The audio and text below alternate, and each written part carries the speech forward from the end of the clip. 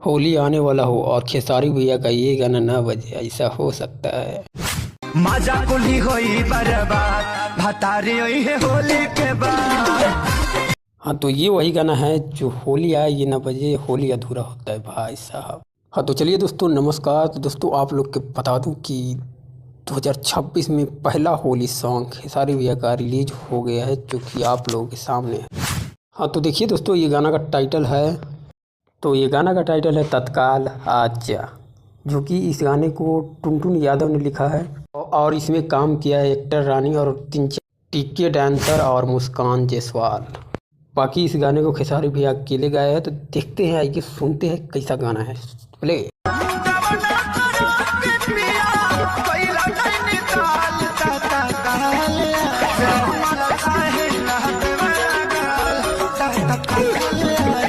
हाँ, तो शायद दोस्तों आप लोगों ने सुना भाई साहब गाना में आप लोगों को मज़ा आया होगा, 100% मज़ा आया होगा भाई साहब। इस गाना का बात करें तो भाई साहब क्या क्वालिटी है इस गाने के अंदर, इतना ज़्यादा।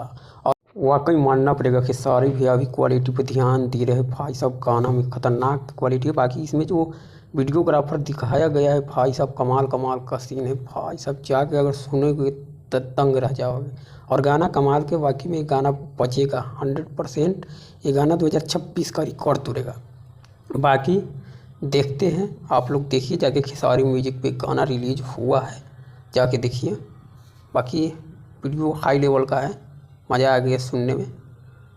बाकी मिलते हैं नेक्स्ट वीडियो में। Bye bye.